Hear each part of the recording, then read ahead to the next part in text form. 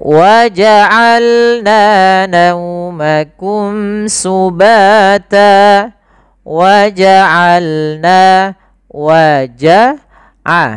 Ain, hati-hati dalam pelafalan ain, jangan waja'alna, jangan hamzah, atau jangan waja'alna masuk ke rongga hidung, tapi dia Bagaimana? Dari tengah tenggorokan kita lafalkan ain.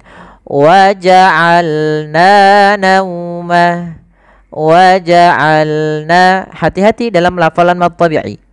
Jangan sampai membaca mad tabi'i lebih daripada 2 harakat. Contoh, ingin lebih baik gitu ya, tapi terpanjangkan lebih, misalkan waja'alna naumakum. Ini kepanjangan untuk mad tabi'i, cukup 2. Waja'alna naumakum, waja'alna naumakum subata.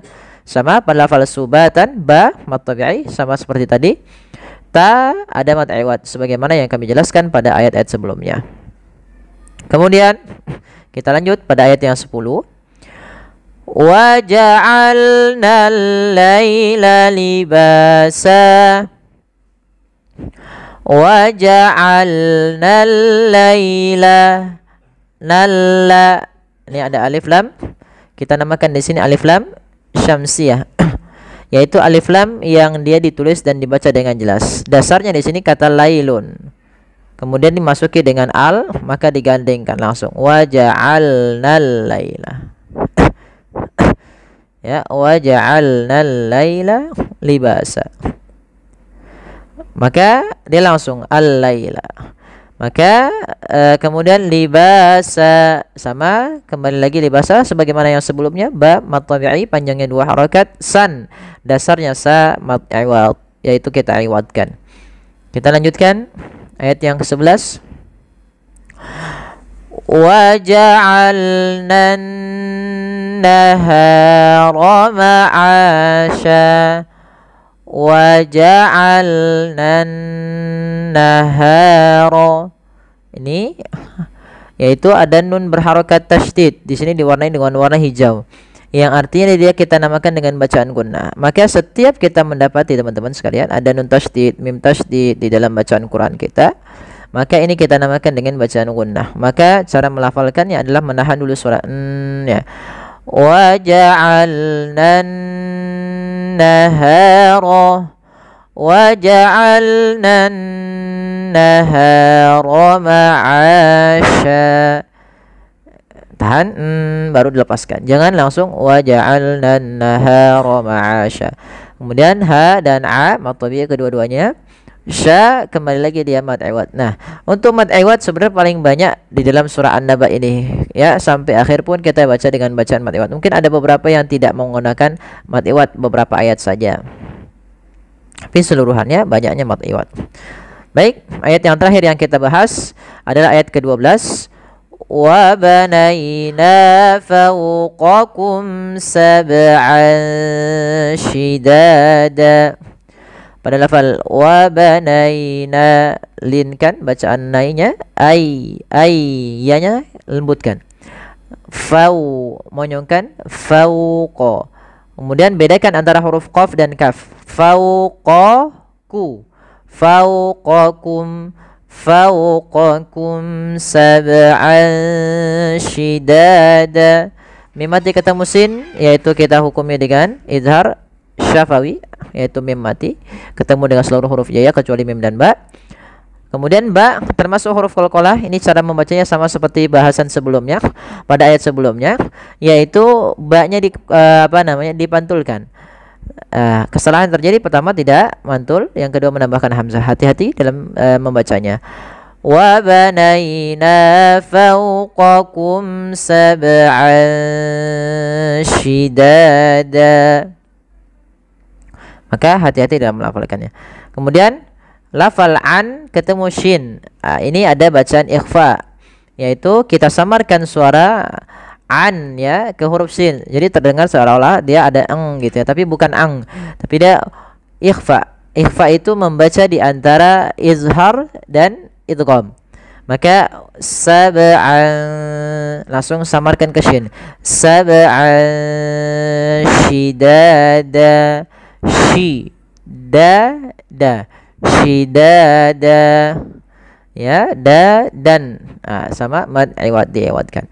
Baik, kita coba baca ulang dari ayat yang ke-7 sampai dengan ke-12. Wal jibala autada wa khalaqnakum azwaja wa ja'alna nawmakum subata وجعلنا الليل لباسا وجعلنا النهار معاشا وبنينا فوقكم سبعا شدادا. Alhamdulillah, kita telah menyelesaikan bahasan tajwid kita dan uraian tajwid pada surah An-Naba ayat ke-7 sampai dengan ke-12. Semoga yang sedikit ini dapat bermantu dan bermanfaat bagi teman-teman sekalian. Kurang lebihnya mohon maaf. Jazakumullahu khairan. Wassalamualaikum warahmatullahi wabarakatuh. Waja'alna sirajan wahhaja. Waja'alna siraja. Balafalna dan ra. Di sini kedua-duanya menandakan panjang, adanya fathah bertemu alif. Ya, di sini na fathah ketemu alif, ra fathah ketemu alif. Kedua-duanya kita hukumi dengan mad tabi'i.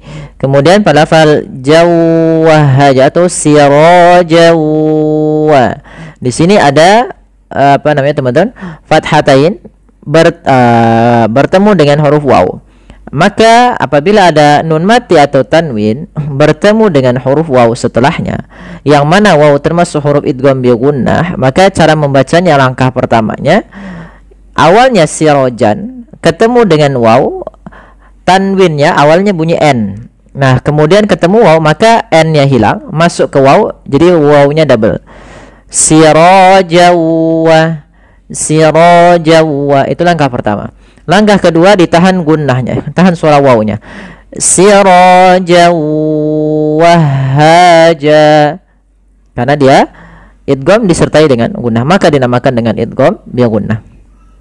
Kemudian wahaja, haja sama ha mad tabi'i. Kemudian lafal jan, awalnya dia berharakat fathatain, bunyikan jan ketika dia apa namanya di tengah-tengah bacaan. Akan tetapi ketika di akhir bacaan dan waqaf, apabila ada fathatain bertemu alif di akhir bacaan, maka dia diiwadkan, diganti menjadi panjang sebagaimana mad tabi'i. Jadi bentuknya seperti ini. Wahaja. Nah, inilah yang kita namakan dengan mad iwad. Mad yang menandakan panjang, yang awalnya fathatain diganti dengan panjangnya. Waja'alna sirajan wahhaja. Baik, lanjut. Wa anzalna minal mu'sirati ma'an thajjaja. Wa anzalna minal mu'sirati ma'an thajjaja. Wa anzalna, ada nun mati bertemu za. Ini kita tidak tulis, padahal di sini ada bacaan ikhfa, yaitu suara apa namanya?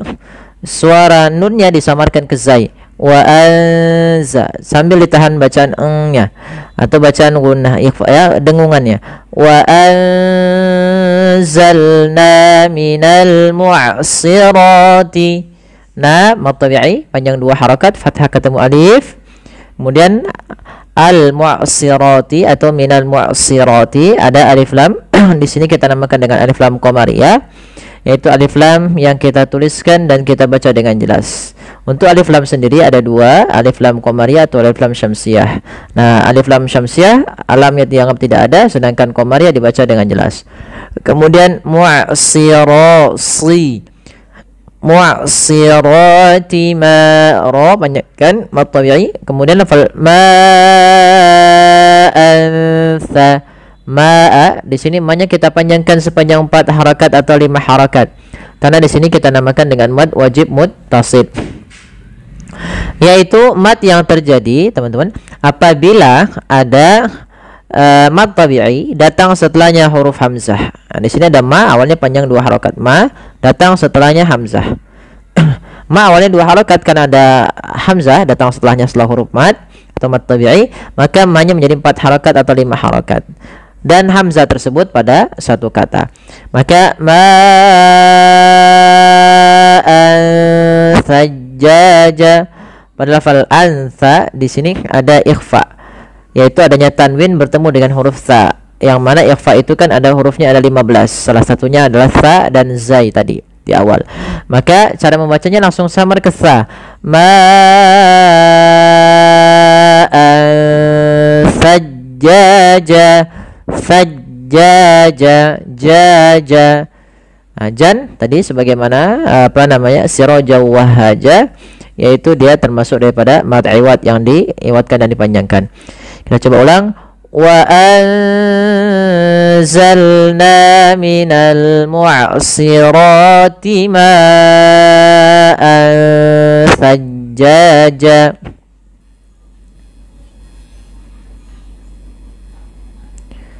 Ya, ini ada yang terpotong sedikit, nggak apa-apa. Linukhrija bihi habban wa nabata. Kita lihat linukhrija, hati-hati dalam kha, jangan sampai mantap linukhrija, jangan, tapi kha dan jangan terlalu kasar, enggak, tapi dia linukhrija bihi.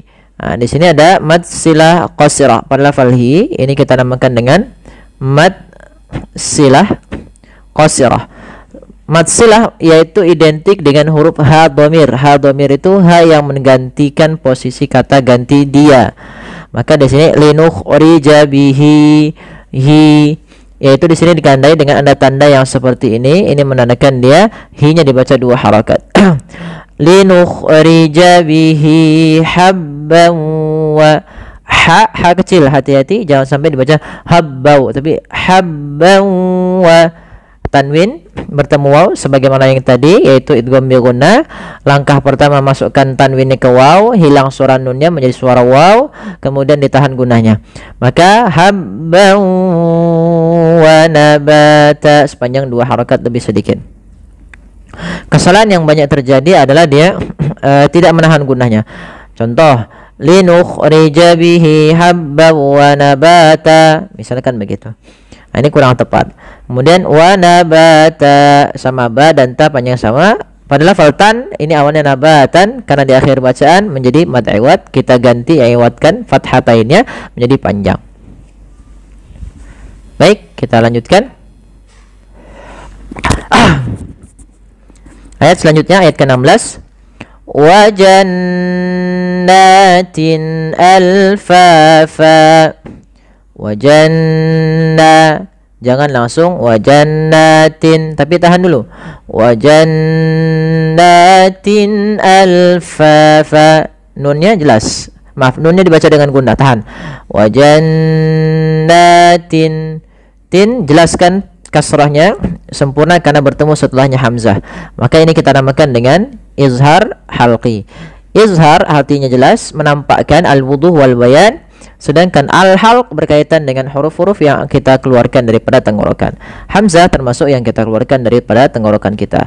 Maka wajannatin alfafa, alfafa, ya. Fan kembali lagi mad iwad. Lanjut. Inna yawmal fasli kana miqata. Inna, gunnah, tahan. Kesalahan tidak menahan. Inna yawmal fasli, fasli, sad tebal. Inna yawmal fasli kana, kana mad tabi'i, panjangkan 2 harakat. Miqata, miqata, kita tahan. Miqata sama panjangnya 2 harakat. jangan miqata. Hati-hati juga di dalam melafalkan mad tabi'i ya teman-teman, karena banyak sekali terjadi kesalahan di dalam membaca mad tabi'iynya, yaitu terlalu panjang. Contoh, inna yawmal fasli kana miqata. Ini kepanjangan. Cukup saja 2 harakat dengan menaikkan sedikit suaranya. Inna yawmal fasli kana miqata. Ya. Ayat yang terakhir, yawma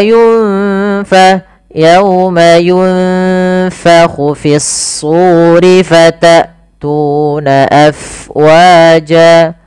Ini ikhfa. Samarkan bibirnya, posisinya gigi atas menempel bawah. Yunfakhu fis suri. Hati-hati jangan dibaca yungpahu, jangan pakai p, tapi dia f. Yunfakhu fis suri fatatuna afwaja. Lafal su, tu, wa harus sama. Di sini kita namakan dengan mad tabi'i, panjangnya 2 harakat.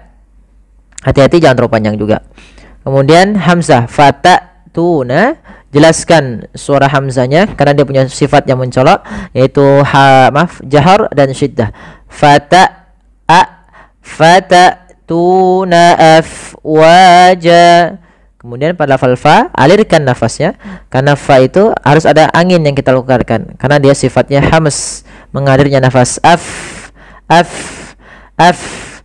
Afwaja.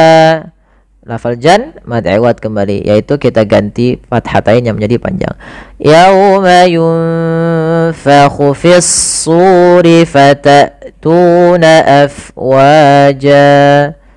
Alhamdulillah kita sudah menyelesaikan untuk tahsin, tilawah dan juga pembahasan hukum tajwid pada surah An-Naba ayat 13 sampai dengan 18. Semoga yang sedikit ini dapat membantu sahabat sekalian agar lebih baik lagi dalam membaca Al-Qur'anul Karim. Kurang lebih mohon maaf. Jazakumullahu khairan. Wassalamualaikum warahmatullahi wabarakatuh.